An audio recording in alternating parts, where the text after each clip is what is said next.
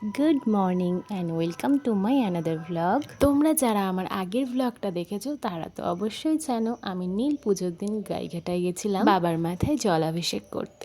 তো যারা পার্ট 1 ভ্লগটা তোমরা দেখোনি তো অবশ্যই আমার প্রোফাইল ভিজিট করে পার্ট 1-এর ভ্লগটা দেখতে চাইলে দেখতে পারো। সো হ্যালো এভরিওয়ান, তোমরা সবাই কেমন আছো? আশা করছি অনেক ভালো আছো। যারা যারা আমার ভ্লগটা দেখছো বা যারা যারা নতুন আমার ভ্লগে ভিজিট করেছো তাদের সবাইকে অনেক অনেক স্বাগত। নীল পুজোর দিন আমি তো গিয়েছিলাম গাইঘাটাতে বাবার মাথায় জলাভিষেক করার জন্য, আর খুব সুন্দরভাবে জলাভিষেকও করতে পেরেছি। তোমরা যারা জানো বা এখানে গিয়েছিলে তারা অবশ্যই জানো যে এখানে কতটা পরিমাণে ভিড় হয়, আর যারা জানো না তারা অবশ্যই বুঝে গেছো যে কতটা পরিমাণে ভিড় হয় এখানে। আর বাবার ধাম বলে কথা, ভিড় হবে না? এতটা ভিড়ের মধ্যেও আমরা কিন্তু খুব সুন্দরভাবে বাবার মাথায় জলাভিষেক করতে পেরেছি, এটাই আমাদের কাছে অনেক। আর এখন না আমরা জল ঢালার পরে একটু ঘুরতে বেরিয়েছিলাম রাস্তার দিকে। তোমাদেরকে তো আমি আগের ভ্লগে বলেছিলাম যে এইবার প্রচুর স্টল বসেছে, কারণ আমি এরকম না আগে কখনো দেখিনি, বসে এরকম, কিন্তু এইবার অনেক অনেক বসেছে। তো রাস্তার এদিকে বেরিয়েই দেখলাম ছোলা গুড় বাতাসা আর তরমুজ দিচ্ছিল, তো আমরা এক প্লেট করে নিয়ে নিয়েছিলাম। তো আমরা তো এদিকে খেতে খেতে আসছিলাম, আর একটু এগিয়ে এসে দেখি ক্যাম্পা দিচ্ছে, তো আমরা সেটা কেন মিস করব, তো আবার ক্যাম্পা নিয়ে নিলাম সবাই মিলে। আর এদিকে যেন আমি তো ক্যাম্পা খাচ্ছিলাম কিন্তু ক্যাম্পার কিন্তু কোনো টেস্টই পাচ্ছিলাম না। ওরা কিন্তু যেই কোল্ড ড্রিঙ্কসটা দিয়েছে ওটার কিন্তু লেবেল কিন্তু ক্যাম্পাই ছিল, কিন্তু ক্যাম্পার কিন্তু আমি টেস্ট পাচ্ছিলাম না। তো যাই হোক, তারপরে আমরা এদিকটাতে এসেছিলাম যেখানে আর কি বাঁক রাখা হয়েছে। এখানে সবাই বাঁক রাখে, আর বাঁক রেখে সবাই যে যার মতন একটু ঘোরে ফেরে বিশ্রাম নেয়। তো আমরা এখানে আগে এসে বাঁক রেখে গেছিলাম, তো সেটাই এখন নিতে এসেছি। তো দেখো এদিকে কত বাঁক সবাই রেখে গেছে। আর এদিকটাতে এসে আমার একটা জিনিস চোখে পড়লো, দাঁড়াও তোমাদেরকেও দেখাচ্ছি। দেখো কত সুন্দর, অনেকে মিলে হয়তো এসেছে এই বড় বাঁকটা নিয়ে। এই দেখো কত সুন্দর আর কিউট লাগছে বাবা মহাদেব, আর সঙ্গে রয়েছে মা পার্বতী আর গণেশ। কি ভালোই না লাগছে দেখে, তো মনটা একেবারে ভরে গেল। আর এদিকে আমার মাম্মু তার দিনের সাথে কি যেন বলাবলি করছে। মাম্মু তো তার দিনকে খুবই ভালোবাসে। মাম্মু তার দিনের সাথে কি কথা বলছে সেটা তোমাদেরকে একটু পরেই বলছি। আর এদিকে দেখো এখন বাজে ঘড়িতে হয়তো 3টে সাড়ে 3টে, আর এখনো এত পরিমাণে ভিড়। মা এদিকে ঘটগুলো সব বেঁধে রেখেছিল, সেইগুলোই আর কি খুলছিল। আর এই যে দেখো আমাদের ঘট রেডি। তো এই যে আমাদের ঘট খোলা হয়ে গেছে। মাম্মু যে তার দিনের সাথে চুপি চুপি করে কথা বলছিল সেটা হচ্ছে এই, তার খুব লুচি খেতে ইচ্ছা করছিল। অনেকক্ষণ ধরেই আমার কাছে মাম্মু বায়না করছিল, কিন্তু আমি আর কি না বলছিলাম যে এখন খেতে হবে না। আর ওই লুচি তরকারিটা ছিল নিরামিষ, অনেকেই জল ঢালার পরে দেখি খাচ্ছিল, তো বাচ্চা মানুষ মা বললো থাক খাক, আর বায়নাও করছিল, সকাল দিয়ে না খাওয়া ছিল, তারপরে মা আর কি কিনে দিয়েছে। আর এই জন্যই তো মাম্মুর কাছে দিন খুব বেস্ট, আর মা হচ্ছে একটু একটু বেস্ট। আর এই ব্যাপারটা তোমাদের কার কার সাথে হয় প্লিজ একটু শেয়ার করো, কমেন্ট বক্স তো খোলাই আছে, বলে যেও। তো খাওয়া দাওয়া কমপ্লিট করে আবারও আমরা রওনা দিয়ে দিয়েছি আমাদের গন্তব্যস্থলের জন্য। তো এবারের ঠিকানা কিন্তু হাবড়া। আমরা তো বেরিয়ে পড়েছি হাঁটার উদ্দেশ্যে, আর কতটা হাঁটতে পারবো জানি না। আরো অনেক আগের থেকে কিন্তু মানুষজন রওনা দিয়ে দিয়েছে, আর ওই দেখো পেছনে অনেকেই আসছে বাবার নাম স্মরণ করতে করতে। আর ওই যে মাম্মু সোনা তার দিন আর মামার সাথে এগিয়ে যাচ্ছে। সবাই তো মনের আশা নিয়ে বেরিয়ে পড়েছে যে যার গন্তব্যস্থলে যাওয়ার জন্য, তাই কে কার আগে আর কি যেতে পারে রাস্তার মধ্যে। আর এদিকে মাম্মু তো খুব এনজয় করছে ব্যাপারটা, ও নেচে নেচে হাঁটছে। আর এদিকে না আমি মাম্মামকে একটু উৎসাহ দিচ্ছিলাম, কারণ ছোট মানুষ, ও তো হাঁটতে পারবে না, একটু পরেই আমাকে বলবে মাম্মা মামাকে একটু কোলে নাও। আর এদিকে মাও একটু উৎসাহ দিচ্ছিল যাতে ও একটু মজা পায়। তো দেখো কতটা মজা করছে, একদিকে তো ভালোই হচ্ছে, ও মজাও করছে আর এদিকে পথটাও এগোচ্ছে।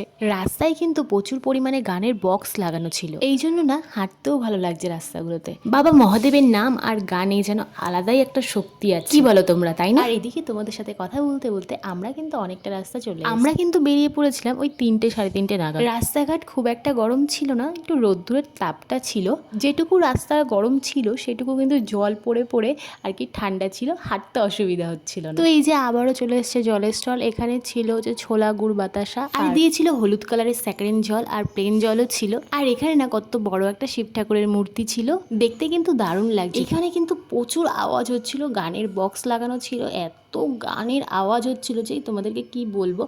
আমি তো ভাবছিলাম একটু তোমাদেরকে সাউন্ডটা শেয়ার করি, কিন্তু শেয়ার করতে পারছি না তোমাদের সাথে।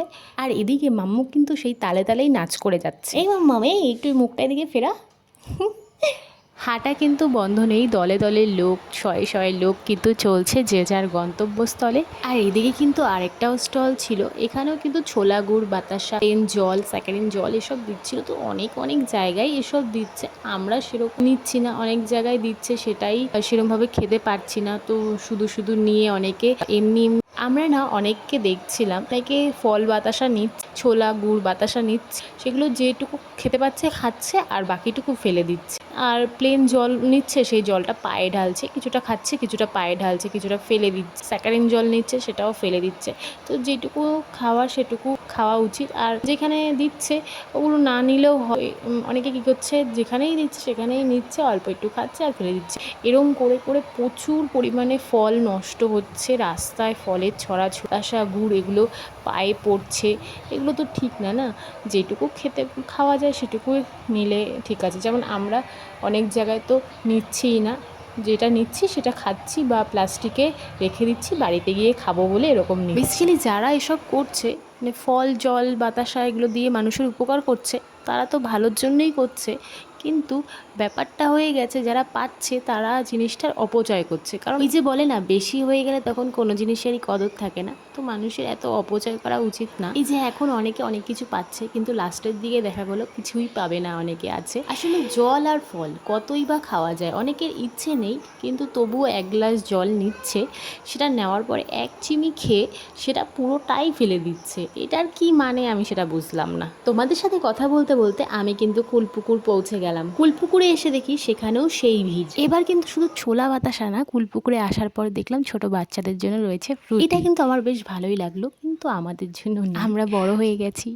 তো যাই হোক, ব্যাপারটা আমার একটু কেমন লেগেছিল তাই তোমাদের সাথে একটু শেয়ার করলাম। কারণ অনেক জায়গাতে না এত পরিমাণে ফল জল নষ্ট করেছে, পায়ে বাতাসাগুলোর কণাগুলো পায়ে রীতিমতো লাগছিল, জলে পুরো চিপচিপ হয়ে গেছিলো জায়গাগুলো। ফল জল ছোলাগুলো পায়ে পড়ছে, পায়ে লাগছে। তারপরে তরমুজগুলো অল্প অল্প করে খেয়ে খেয়ে সেগুলো ফেলে দিচ্ছে, সেগুলো থেতলে কি অবস্থা হয়ে রয়েছিল এক এক জায়গায়। আমরা কিন্তু অনেকটা চলে এসেছি, আর মাম্মাম অনেকক্ষণ দিয়েই বায়না করছে, মা আমি ভ্যানে উঠবো, আর হাঁটতে পারছি না। তো আমরা একটা ভ্যানে উঠে গেছিলাম। আর এদিকটাতে কিন্তু আরও ভালো ভালো জিনিস দিচ্ছিল। এক জায়গায় দেখছিলাম যে লস্যি দিচ্ছে, তো আমরা একটু লস্যিও নিয়ে নিয়েছি।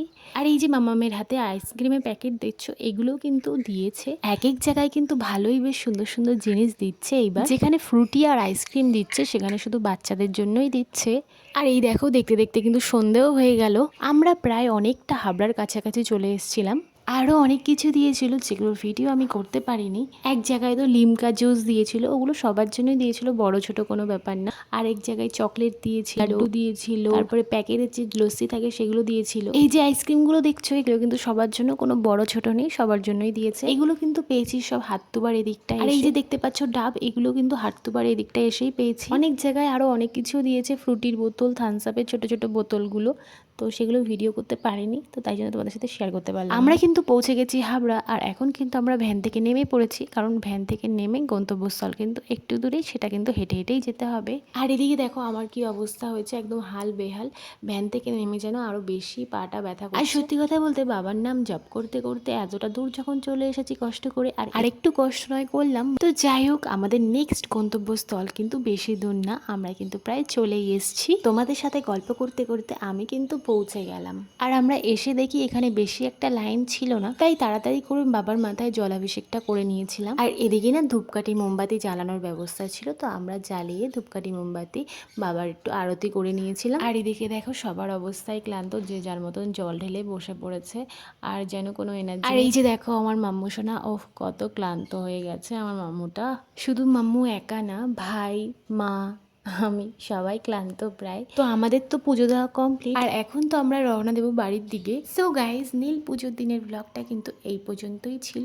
ব্লগটা যদি তোমাদের ভালো লেগে থাকে প্লিজ একটা লাইক কমেন্ট শেয়ার করে দিও। তো তোমাদের সাথে আরো অনেক কথা আছে, আবারও দেখা হবে নেক্সট কোনো ব্লগে। ততক্ষণ পর্যন্ত সবাই তোমরা সুস্থ থেকো, ভালো থেকো। চলো টাটা, বাই।